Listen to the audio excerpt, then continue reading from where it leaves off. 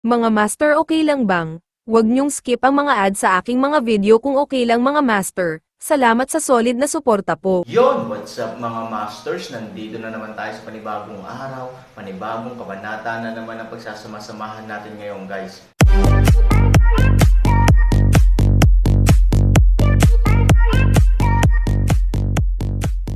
Bali mga masters, kung bago ka pa lang po sa aking YouTube channel, please click the subscribe button, lalong-lalo na po yung notification bell guys, para maging connected pa rin tayo sa isa't isa at maging updated kayo sa mga susunod ko pang video.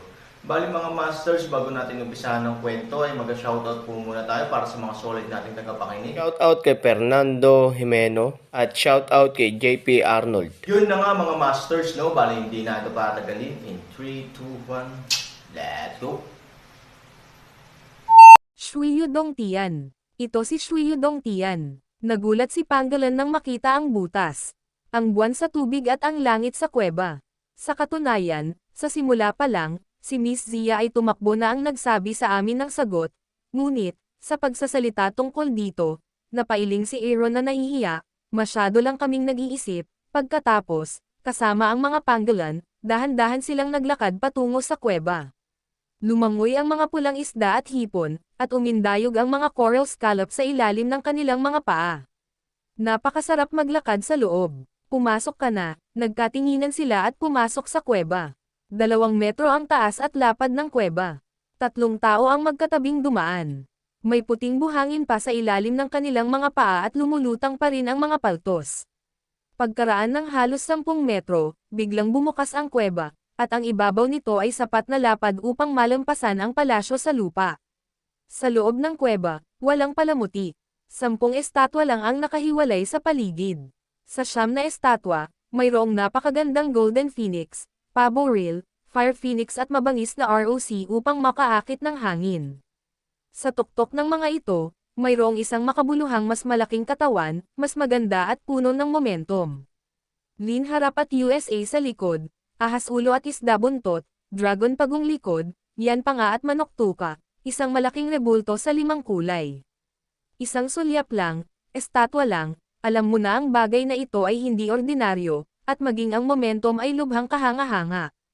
Ito ba ang inisyal na Phoenix? Napabuntong hininga si Aaron habang nakatingin sa malaking estatwa sa harapan niya. Isang estatwa lang ang makakashock ng Aaron na ganito. Iniisip pa nga ni Aaron kung gaano kalakas ang pagkabigla kung talagang lilito ito sa harap niya. Yan ba ang asul na Fu? Nakatutok ang Panggalan sa ika-8 sa 9 na estatwa. Bagaman ang ulo nito ay mas maliit kaysa sa independenteng nasa gitna, ito ay mas malaki kaysa sa iba pang 8. Malaki daw ang katawan nito at maihahalin tulad sa higanteng kun.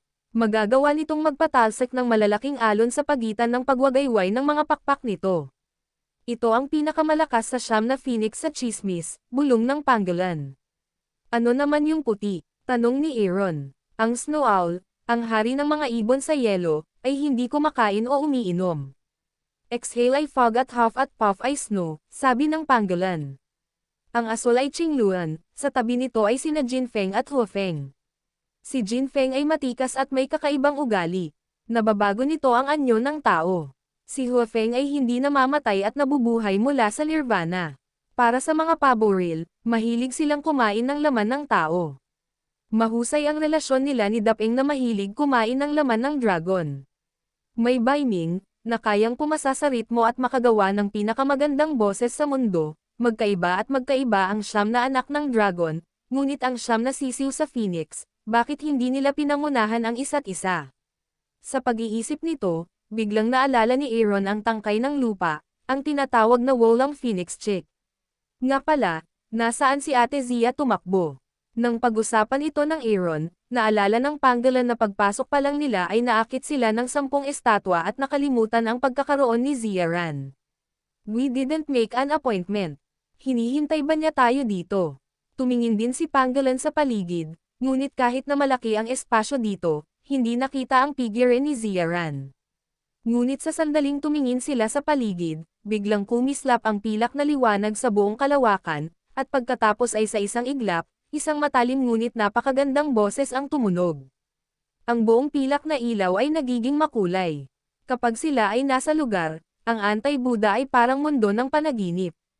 Hiyang. Isang mas malakas na sigaw ang tumama.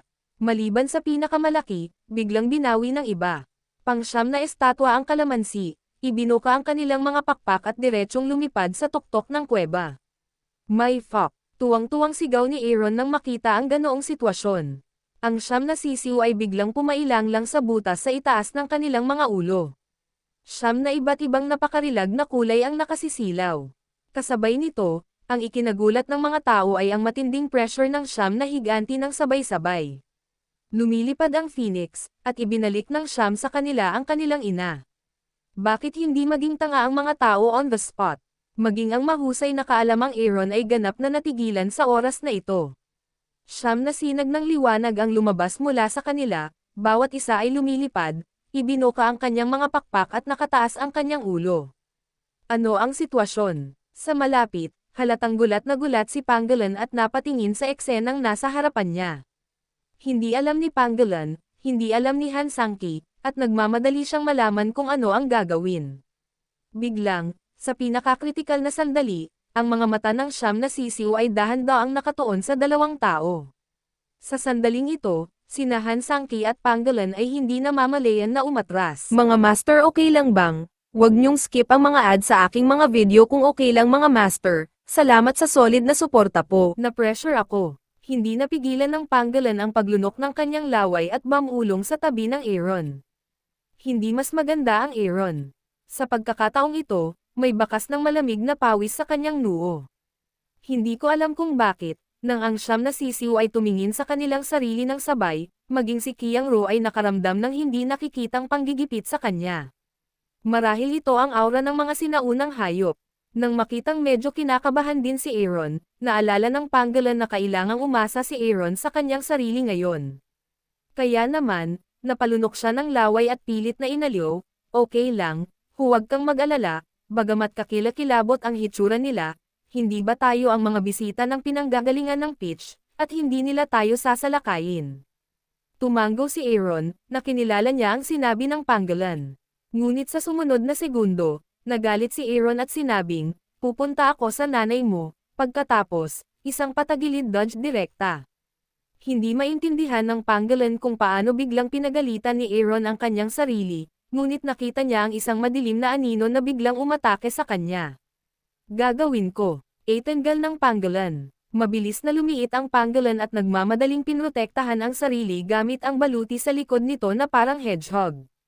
Bagamat napakabilis nitong kumilos at tumama sa lupa, halatang hindi gaanong mahalaga ang sakit kumpara sa buhay. Wow! Kahit na ang isa ay nagtago at ang isa ay lumalaban na may baluti, ang malakas na hangin na dala ng anino ay nagpagulong pa rin ng Aaron at Pangolin hanggang sa sila ay magkahiwalay ng 10-10 metro. Sa pagtatapos ng suntok, naghintay ng ilang sandali ang dalawa. Nang walang makitang tugon, dahan-dahan nilang itinaas ang kanilang mga ulo na parang pagong. Sa isang sulyap, nagkatinginan sila. Kung saan sila tumuloy, isang malaking kanal na halos kalahating metro ang lapad at kalahating metro ang lalim ay iginuhit sa lupa. Buti na lang, mabilis ang flash. Di ba sabi mo hindi mo kami papatulan? Sigaw ni Aaron sa Pangolin. Paano ko malalaman kung bakit kita sinaktan? Sagot din ni Pangolin sa malungkot na boses. Ngunit nang bumaba ang kanilang boses, ang ROC ay tumalikod at muling sumisid na parang agila. Walang kamalay-malay na gustong umikot ang ulo ni Pangolin para umiwas, ngunit nang gumalaw siya, natigilan siya nang makitang hindi sa kanyang sarili ang direksyon ng pag-atake ni Dapeng, kundi patungo sa Aaron. Shit, hindi ito para sa akin. Hinawakan ni Pangolin ang kanyang ulo at hindi alam kung bakit. Habang ang Pangolin ay halos matigilan, ang ROC doon ay biglang lumipad patungo sa Aaron.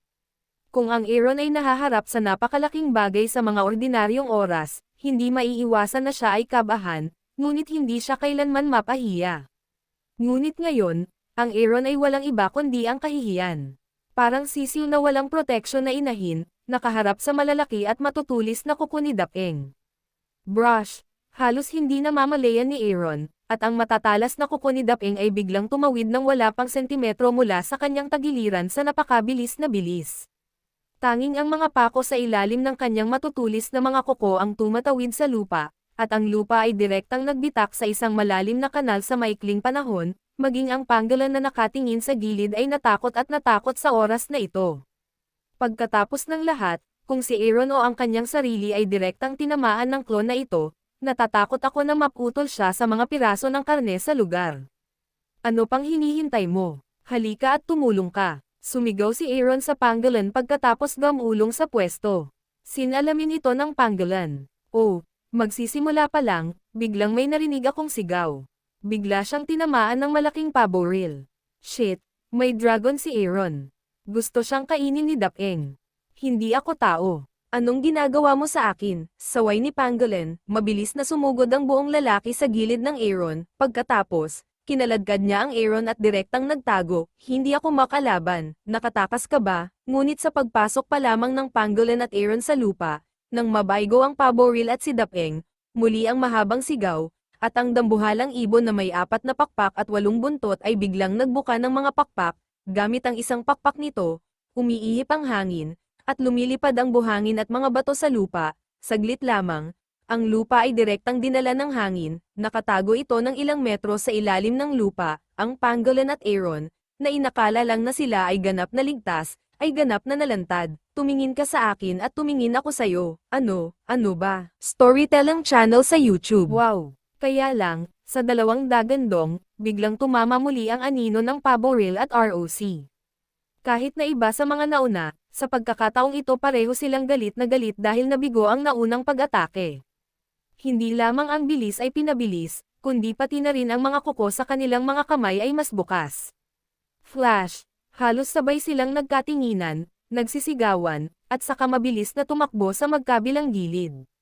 Boom! Halos sa sandaling tumakas sila gamit ang kanilang mga paa sa harapan, sila ay nasa parehong lugar. Dalawang malalaking ibon ang biglang sumalakay at tanging isang pagsabog ang narinig. Bagamat nakatakas na sila, ang malaking shockwave ay direktang tumaob sa kanila ng ilang metro. Sisikilan ko, ang Pangolin ay nahulog sa lupa, tinakpan ang kanyang tiyan ng kanyang mga kamay at mukhang hindi komportable.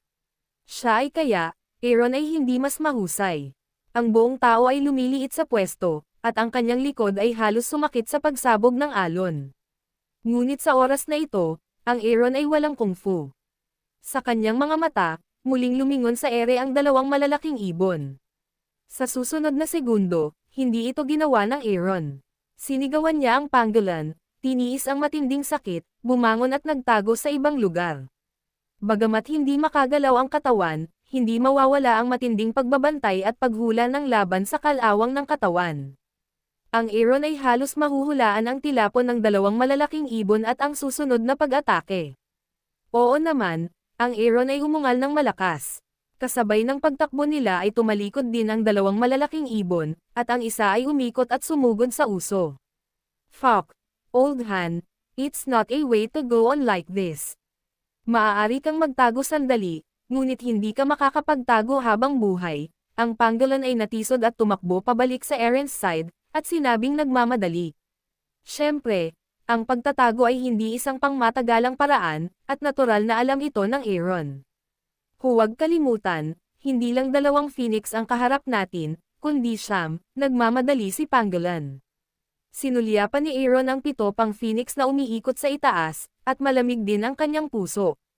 Oo, hindi ito 1 o 2, ngunit siyam. Ang pagtagas ng bahay ay nangyayari tuwing gabi. Hindi ba't iyon ang sinasabi ng ulan ngayon? Bagamat nasa ere pa rin ang mga iyon, sino ang nakakaalam kung bigla na lang silang akto na parang hangin anumang oras? Paano ang delikadong galaw? Kinagat ni Aaron ang kanyang mga ngipin at tumingin sa Pangolin. Anong gusto mo? As you said, hiding is not a way. Dahil gusto nila tayong isa-isa, paglalaroan natin sila at isa-isa nating sisirain. Nang bumagsak ang boses, lumingon si Aaron at sinulyapan ang posisyon ng dalawang malalaking ibon. Malamig ang kanyang puso, direkta niyang inilabas ang Jade Sword at itinulak palayo ang Pangolin. Stay next to me and listen to my orders. Umatras ng ilang hakbang ang Pangolin, nakakunot ang noo. Anong ginagawa mo? Hindi nagsalita si Aaron, may hawak na Jade Sword at nakatitig sa dalawang malalaking ibon. Klang, klang. Ang dalawang malalaking ibon ay tumalikod at nakita ang Aaron na nakatayo doon na may mga sandata, Sa dagandong ng galit, sabay silang sumugod patungo sa Aaron. Sa oras na ito, ang mga ngipin ni Aaron ay sarado ng mahigpit, ang kanyang mga mata ay parang Diyos, na may hawak na mahabang espada, naghihintay na kinakabahan. Palapit, papalapit, papalapit at papalapit. Ngayon na, Pangolin, go! Galit na sigaw niya. Biglang hinarang ni Aaron ang kanyang mahabang espada sa kanyang dibdib at diretsyong isinuot ang matatalas na kuko ni Dapeng na lumipad patungo sa kanya. Oh, biglang nagising din si Pangolin. Naunawaan niya na sadyang ginamit ni Han Sanchen ang kanyang katawan para labanan ang pag-atake ni Dapeng. Ang layunin ay upang maantala ang pagkilos nito, at Kinailangan niyang samantalahin ang pagkakataong ito para tuluyang atakihin si Dapeng. Gayunpaman, ang panganib ng paggawa nito ay malaki rin, dahil una sa lahat, maaari nitong labanan ang Dapeng. Bilang karagdagan, ang susi ay ang pag-atake ng pabo reel ay ganap na mabubuksan, na maaaring parang kamatayan para sa Aaron. Pagkatapos ng lahat, ang mga matutulis na kuko at ngipin ng dalawang malalaking ibon na ito ay malinaw na nakita nila ngayon. Gayunpaman, ngayon na ang Aaron ay nagpasya na gawin ito ay nasa linya at kailangang ipadala. Yun na nga mga masters, no? Bali panibagong kabanata na naman yung natapos natin ngayong gabi. Muli, maraming salamat po talaga sa walang sawang suporta po sa aking YouTube channel na talagang inaabangan nyo po ang bawat upload ko po. Bali mga masters, magkita-kita ulit po tayo bukas ng gabi at ngayon po ay magpapaalam po muna tayo. Bali mga masters, bye-bye!